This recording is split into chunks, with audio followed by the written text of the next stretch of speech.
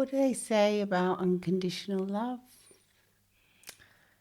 It's the best kind of love, isn't it? It is, without any ties, without any condition, and yet so many of us find it so hard to give ourselves unconditional love. Because if you give yourself unconditional love and you love yourself unconditionally, it gives others permission to do the same.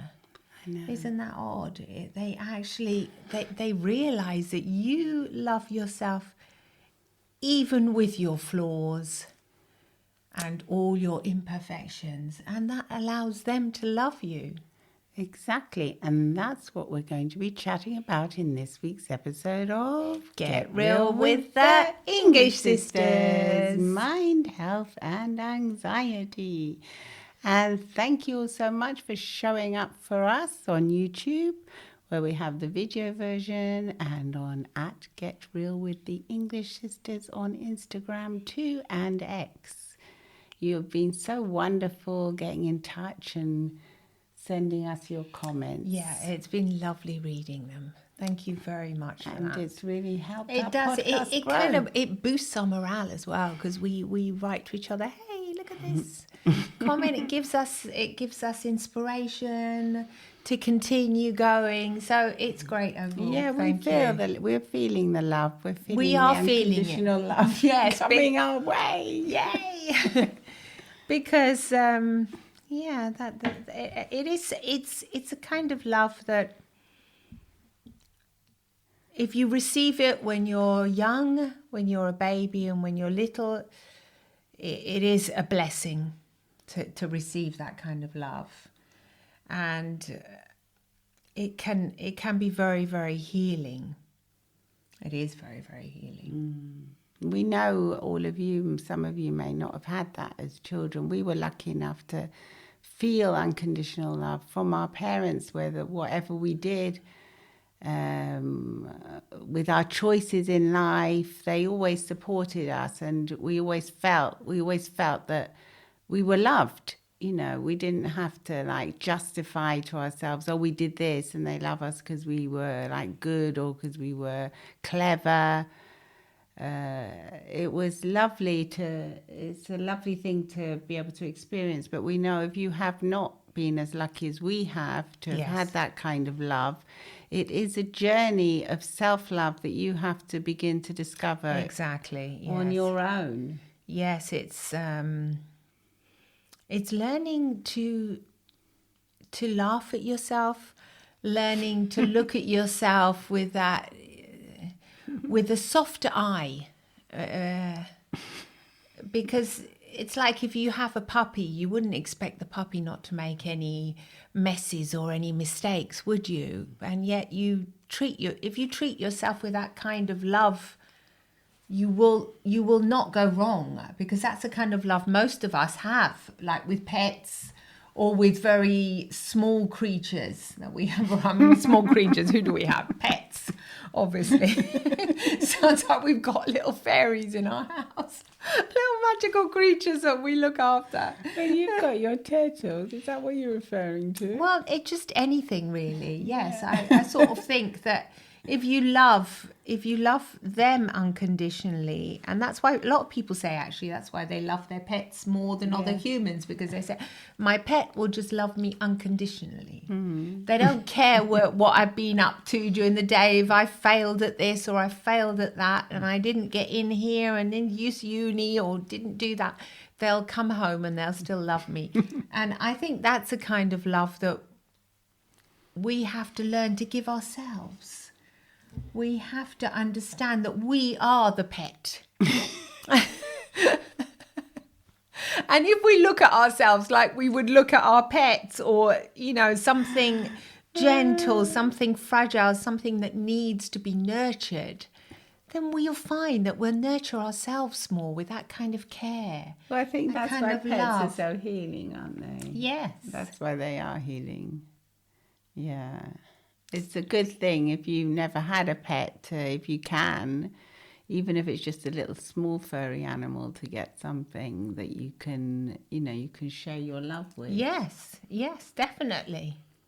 I mean, now my son, he's 25 now, and for the first time in his life, he's actually got his own little pet, a little kitten that he saved. It was a rescue kitten that he found in the garden, in somebody's garden on a holiday.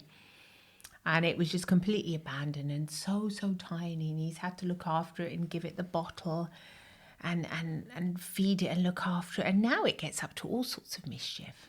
And I can see him, he says, oh gosh, what a little rascal he is. He's all up to all sorts of trouble, getting the toilet paper.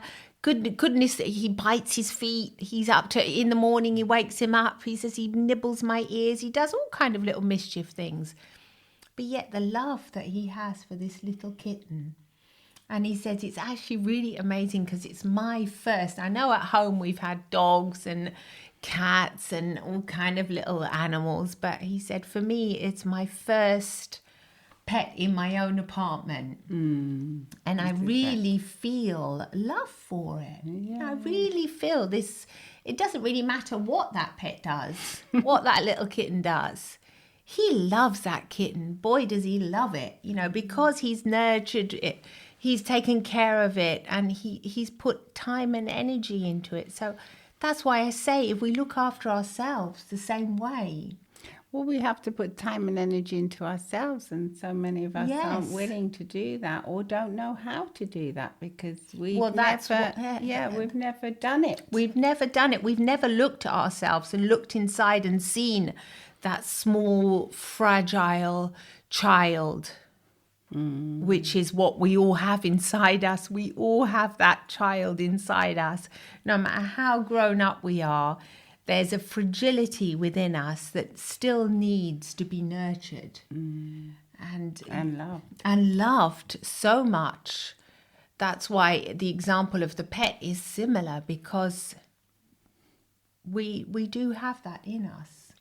Yeah, I think like if you want to think about it for a moment, if you think about your inner child and think, was my inner child loved by the people that took care of me, by my parents or my caregivers? And if your inner child wasn't loved, you can say, well, I'm here for you now because I'm an adult and I know about these things and I've learnt how I can give you, my inner child, love. And you can give your inner child a hug, and you can just stay there with her or him or they for a while and just love them, and until a lovely inner smile will come out, and they will thank you, and then that will carry with you throughout your day and in the days to come, and you'll feel more love for yourself and more forgiveness as well. Yes, absolutely. While you were saying that, I was thinking of a little photograph of me as a child, as a 5-year-old, and so I could visualize that. So that can help as well if you look through some old photos of you, and you can sort of pick one and just see that child and see that child within yourself, and you can help that child now. Be kind. You can love that child, and you can nurture. Definitely, that's a good way. And to know that with all our flaws, we are enough. We don't need to be perfect. We don't need to be like the perfect parents or the perfect children or the perfect employees or the perfect boss. Absolutely. Because that's what makes us so special, the fact that we're not perfect and the fact that we're learning all the time and we're always evolving and learning, and that's what makes life so wonderful, really. A tree isn't required to blossom every day. A tree is just required to stand still and to live. So it's not every day that we have to do exceptional things. It's the little things in every day that count. So sometimes it just means we just stand still and look at ourselves and look inside. And even if we're not doing these amazing things all the time, we're we're getting along with our lives, and we're showing ourselves kindness as We're well. It's that kindness, that everyday The kindness. kindness that is show. that even if we're not doing amazing things, we're getting up in the morning, we're going along with our day, we're standing there, we're living, we're being present, just like the tree is.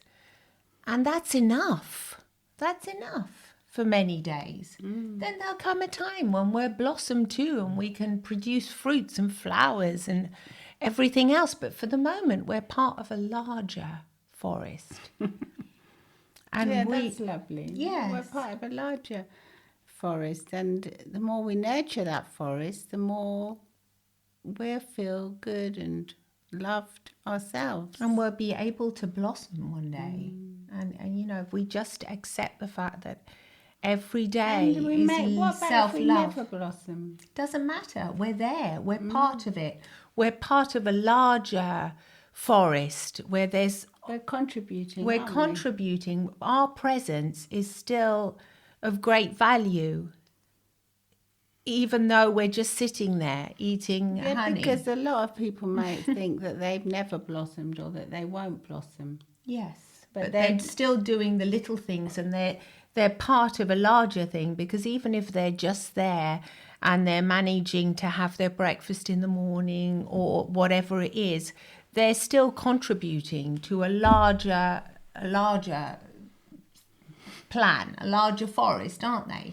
Their presence and you is don't important. know what the tiny thing that you do. You don't know what that will blossom into. Your one action could blossom into someone, or something you say might give someone else a thought that could have a scientific breakthrough or something. You don't know. Yeah, exactly. You don't know. You're not in charge. You think or I'm in not doing control anything here, of but what you're doing. But a kind word that you may give out to yourself or to someone else that day might make someone have a light bulb moment, for all you know. We're all connected in every way, aren't we? we are absolutely connected. That's why I said, even if you're there sitting eating the honey, you're there because... You love honey, don't you? Well, the other day I was just thinking, I've done She's nothing always on today. about honey. I'm just eating honey. Then I actually looked at the little jar of honey and I thought, well, I'm actually helping the person that's making this honey. You know, so even me just sitting here eating honey has helped somebody else who's producing the honey. Exactly. And I am doing something. And even if it's not much for today, it's enough for today. And I will love myself in this body, in because my you person, do. even though I am not producing and I don't feel... You are a person that always feels that you have to be doing something. Yes, aren't you? yeah. So if I have those sick days or those days I think, oh God, I'm not doing anything today. Yeah. What on earth? And then I thought, no, I'm eating honey, I'm having my toast, that's fine. That's just good enough for today, because sometimes it's just the little things. And I will love myself completely today for that. And with all my flaws and imperfections, my illnesses that I may have. And sometimes you have to look at yourself and think that, you have to accept that. Yeah, I think it's hard for people that are real go-getters, or they're always striving for something, to just accept those days where they're not doing anything. That's why and they criticize themselves for, they realize like, they're standing still like the tree. and they're not like loving themselves for that moment either, for just being still and knowing that maybe that still day is what they need, and then tomorrow may not be a still day. Exactly. Tomorrow may be the day when and it may not. It may not. Their roots may have absorbed enough nutrients for them to go on, or maybe not. Maybe they need some more quiet time. And that doesn't matter. It really doesn't matter. But what do you say to those people that feel as if they can't love themselves because they feel as if they're like not happy with themselves? Because they haven't done enough. Yeah. Because they haven't done enough, or they haven't lived up to what their parents wanted them to be. What do you say to that? How can you, if you're in that situation, how can you still love yourself for that? when you are doing? Because you are still a tree. If we're going back to that metaphor, and you are worthy, and your existence is important. And you're here for a reason. You are definitely here for a reason. You can believe in a spiritual reason, or just a reason because you're connected with everything else in this world. You're part of the universe. I say to those people, look inside, go inside, imagine that photograph of you as a little person, and go inside and see yourself as that child, and give yourself one of the biggest hugs possible. You can imagine yourself grown up and going towards yourself. And actually, you can either pick yourself up literally and hug yourself wonderfully and warmly and give yourself a really long embrace, a real one where you can feel the small heart and your larger heart now connecting and melding into as one, and truly appreciate everything that has gone on in your life, and you'll see that you have done much with your life. But you may not have done anything. But you have done, because your heart is beating. And you are part of the universe. You have done, whether you believe you have not done much for your, as you believe, then you can seek, what is it that I want to be doing? What is it? Maybe you have loved somebody else. Maybe you love somebody and you don't realize how much that love is important to that person. Or for your pet. Maybe you're taking care of your dog or your cat, and that has an importance. It does. So what are you saying that you have done? Because sometimes I think people, they come to the realization that they feel as if they're, because they're slightly depressed, they feel as if they're like not worthy, that they haven't done enough. I mean, we see this with our clients. Yes. And the thing is that this society is always like making us strive for more. Yes. It's like without even realizing, we're always being brainwashed into striving for more, wanting more, being more successful, yes. wanting more things. Having more money. Having more, financial security, for instance, when I think all these things will come more naturally to you if you just allow yourself just to be and say, well, it's okay. Today is a tree day, and I'm exactly. I'm just here and I'm just chilling out, and it's fine. As long as I love myself, because I think when you begin to truly love yourself and appreciate yourself, that's when all the magic kind of unfolds, because you realize that because you all are you really the magic. need is love. And you are, exactly. You are the song. You are the. It's going back to ancient times. That miracle, aren't you? Yes, it's back to the ancient times. We're mammals. We're like those little pets. What were we supposed to be doing? We're supposed to be absorbing sunshine. We're supposed to be eating, finding our own food. And that was kind of enough. You were surviving, okay. But imagine if you lived in a tribe where everything was possible like that. You did have enough food and you had already discovered fire or whatever, and you were okay. And what was that? That was enough. Yeah, to see the sun come up. To see and the sun set. To plant your little veggies or whatever, eat them, to have enough food for the day. That was it. There wasn't some grand plan of you having to become this massive successful person. Afterwards, we're not saying ambition isn't good. Ambition is brilliant when the time is for you to bloom.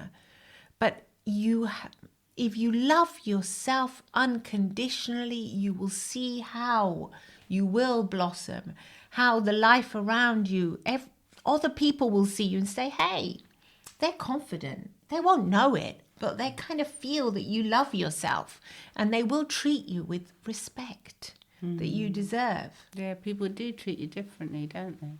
Absolutely. You'll even notice that if you're looking for a partner, if you learn to love yourself, then you will attract a partner to you that's more healthy partner, like a person that's good for you, and you won't be attracting maybe people that are wanting to make the most of it, take advantage of you, or because they see your weaknesses and they think, yeah, absolutely. It's always like that. When you're ready to find love, is most of the time is when you've sort of accepted yourself and managed to find love within yourself. When you found yourself is when you find others. Exactly. So we hope that you've enjoyed this episode, and we hope that if you are not feeling love for yourself and this unconditional love without any strings or attachments, that you'll think about what we've been talking about today, and that hopefully it will help you in some way, and that you'll write to us and tell us. And we're online. We're here to help you. If you'd like to book a therapy session, we can see you online. And sending lots of love, and we're going to be more loving to ourselves, because all of us have that inner critic, don't we? Yes. We're going to be working on ourselves too, because I think in life it is a journey. It's always self-discovery and working on yourself, and just being like a tree and enjoying the wind and the sun and the waves of the sea. Yeah, exactly. The waves that come at us. The waves that come at us, learning to ride them gently and with love. So thank you for listening once more. Do come and say hi. Say hi on Instagram, on YouTube, wherever you get your podcasts, Apple Podcasts too. Thank you so much. Lots of love and smiles from the English Sisters. Bye. Bye.